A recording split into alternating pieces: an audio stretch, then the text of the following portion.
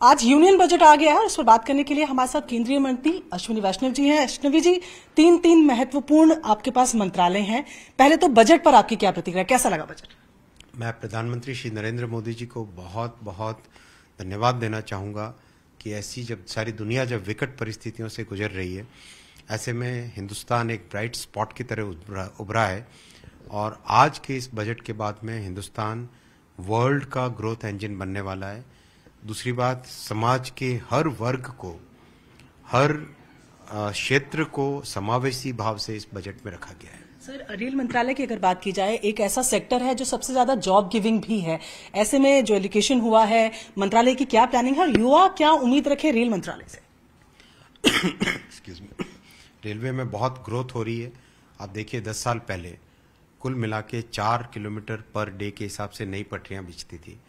प्रधानमंत्री जी ने जिस तरह से पिछले 8 वर्षों में रेलवे में रिफॉर्म किए हैं, एलोकेशन को हर साल बढ़ाया और इस साल रिकॉर्ड लेवल पे लेके आए, उससे रेलवे में अब इस वर्ष 12 किलोमीटर प्रतिदिन नए रेलवे की पटरियां बिछ रही हैं। एम्प्लॉयमेंट की अपॉर्चुनिटीज़ लगातार बढ़ रही हैं। अब तक 3,75,000 जॉब्स दे चुका है रेलवे ऑलरेडी युवाओं को। अभी करंटली प्रोसेस चल रहा है 1,45,000 नए जॉब्स का।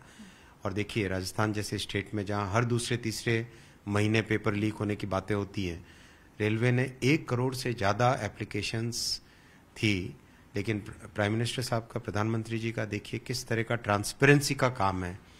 उस काम में बहुत क्लियरली, बिना किसी पेपर लीक, बिना किसी कंप्लेंट के, एकदम स्मूथली 2 अलग अलग कैटेगरीज में 2 करोड़ से ज़्यादा एप्लीकेंट्स आए और स्मूथली एग्ज़ाम हुआ और 1,45,000 लोगों को रोजगार दिया जा रहा है। प्राइवेट सेक्टर में भी, इंडस्ट्री में भी, जो रेलवे से जुड़ी हुई इंडस्ट्री है, कॉन्ट्रैक्ट्स हैं, जो वेंडर्स हैं, जो सप्लायर्स हैं, उसमें भी मैसिव रोजगार जनरेट हो रहा है। सर, जैसे रेल मंत्रालय की हम बात करते हैं तो वंदे भारत प्रोजेक्ट जो है वो महत्वाकांक्षी प्रोजेक्ट रेल मंत्रालय के लिए भी, पीएम के लिए भी। तो क्या माना जाए कि इस साल के एंड तक वंदे भारत का जो जाल है वो पूरे देश में फैला होगा? वंदे भारत बहुत तेजी से मैन्युफैक्चर हो रही है। अब तो करीब करीब हर हफ्ते नई गाड़ी आ रही है। तो इस बजट के अनाउंसमेंट के बाद में 3 और जगह वंदे भारत की मैन्युफैक्चरिंग चालू होने वाली है, सोनीपत में, लातूर में और रायबरेली में। तो इस तरीके से वंदे भारत का प्रोडक्शन बहुत तेजी से बढ़ेगा और जो प्रधानमंत्री जी का विजन है कि देश के कोने कोने को जोड़ा जाए वंदे भारत से, वो विजन इम्प्लीमेंट होगा। आज आपकी प्रेस कॉन्फ्रेंस में आपने वंदे मेट्रो का जिक्र किया, तो ये क्या डेमो मेमो को रिप्लेस करेगी? क्या है वंदे मेट्रो? वंदे मेट्रो डिजाइन एक नया बन रहा है। पीएम साहब ने, प्रधानमंत्री जी ने बहुत क्लियर विजन दिया कि भाई बड़े शहर के आसपास जो छोटे शहर हैं उनको जोड़ने के लिए कोई एक तरीका होना चाहिए, एक सुगम, सरल, अच्छा माध्यम होना चाहिए। चूंकि रेलवे की पटरियां ऑलरेडी है बहुत सारी जगह, तो उस कॉन्सेप्ट को लेके वंदे मेट्रो का डिज़ाइन किया जा रहा है, जिसमें एक्सेलरेशन बहुत हाई चाहिए होता है। जहाँ पे गाड़ी ज़्यादा बार रुकती है, ज़्यादा स्टेशंस पे रुकती है, उसमें एक्सेलरेशन यानी पिकअप बहुत तेज होना चाहिए। उसकी डिज़ाइन की कुछ टेक्निकल पैरामीटर्स हैं, उन पैरामीटर्स के बेसिस पे नई गाड़ी का डिज़ाइन हो रहा है। इस साल के मिडिल में डिज़ाइन कंप्लीट होके अगले साल तक उसका रोल आउट करेंगे। ठीक है सर, बाकी मिनिस्ट्रीज की अगर आपकी बात करें तो आपने बताया कि 5G के लिए 100 लैब्स तैयार करें, तो किस तरीके से ये फंक्शन होगा और कैसे हेल्प होगी इससे? इससे नौजवानों को बहुत अच्छी अपॉर्चुनिटी मिलेगी 5G टेक्नोलॉजी को समझने की, मास्टर करने की। पीएम साहब का विजन है कि 3 साल के अंदर अंदर भारत टेलीकॉम टेक्नोलॉजी का बड़ा एक्सपोर्टर बने। एक्सपोर्टर बनने के लिए टैलेंट डेवलप करना पड़ेगा, लोगों को यूज़ केसेस समझने पड़ेंगे। ऑलरेडी बहुत काम हुआ है। भारत में बना इंडिया टेलीकॉम स्टैक इस साल रोल आउट होगा, 4G और 5G का। BSNL भी 5G पे आएगा इस साल। BSNL का कंप्लीट ट्रांसफॉर्मेशन चल रहा है।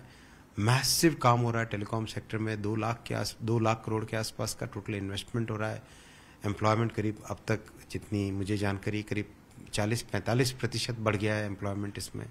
तो एक मैसिव सनराइज इंडस्ट्री बन के निकल रहा है टेलीकॉम सेक्टर। और उसी क्रम में ये जो लैब्स बनेंगी 100 इंस्टीट्यूशंस में, ये युवाओं के लिए बहुत नई अपॉर्चुनिटीज खोलेंगी। आर्टिफिशियल इंटेलिजेंस का भी आपने बताया कि सर्विस डिलीवरी के लिए वो किन किन सेक्टर्स में इस्तेमाल में आएगा? कुछ ऑपरेशंस में भी रहेंगे, उसकी कोई अभी प्लानिंग हुई है? बहुत उपयोग होगा आर्टिफिशियल इंटेलिजेंस का। वैसे AI दुनिया भर में पिछले 10-12 वर्षों से, 15 वर्षों से है ही।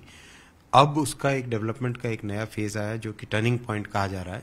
इस टर्निंग पॉइंट में ऑपरेशनल एफिशिएंसी हो, वेदर की फोरकास्टिंग हो, किसानों के लिए किस तरह की कंडीशंस में किस तरह का बीज लगना चाहिए, इन सब चीज़ों का एक बहुत ही अच्छे तरीके से एआई का यूज़ किया जा सकता है। तो उसमें 4 सेंटर्स ऑफ एक्सीलेंस आज बजट में अप्रूव हुए हैं।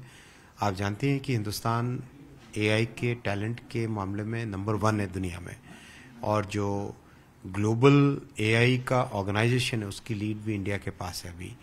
तो नेचुरली एआई में बहुत एक ग्रोथ का फेज है, उस ग्रोथ के फेज को यूज करेंगे। ठीक है, आप कह रहे हैं कि जैसे आपने बिल्कुल शुरुआत में बोला था कि ये बजट जो है हर वर्ग को लेकर बनाया गया है, पर विरोधी जो विपक्षी पार्टियां हैं वो बहुत ज्यादा खुश नजर नहीं आ रही है, बोल रहे हैं कि कुछ नया नहीं है बजट में।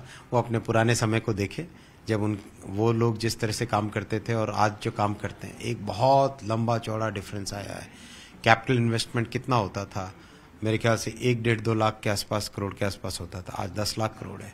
Massive infrastructure, massive social infrastructure, massive economic infrastructure, बड़े रिलीफ सभी को, एक ट्रांसपेरेंसी, एक टोटली नया। आज अगर सारी दुनिया हिंदुस्तान को ब्राइट स्पॉट कह रही है, और जब सारी दुनिया में डाउन टर्न चल रहा है इकोनॉमी में, हिंदुस्तान अप टर्न है, कुछ तो विशेष बात होगी। विपक्ष जब आंख बंद करके शत्रुमुर्ग की तरह अगर देखना न चाहे तो उनकी इच्छा है। चलिए, ये थे हमारे साथ केंद्रीय मंत्री अश्विनी वैष्णव, जो साफ तौर पर बोल रहे हैं कि इस बजट के बाद ग्रोथ इंजन की तरह इमर्ज करेगा नया भारत। वीडियो जर्नलिस्ट विकास ठाकुर के साथ प्रियंका कांडपाल, न्यूज़ 18 इंडिया, दिल्ली।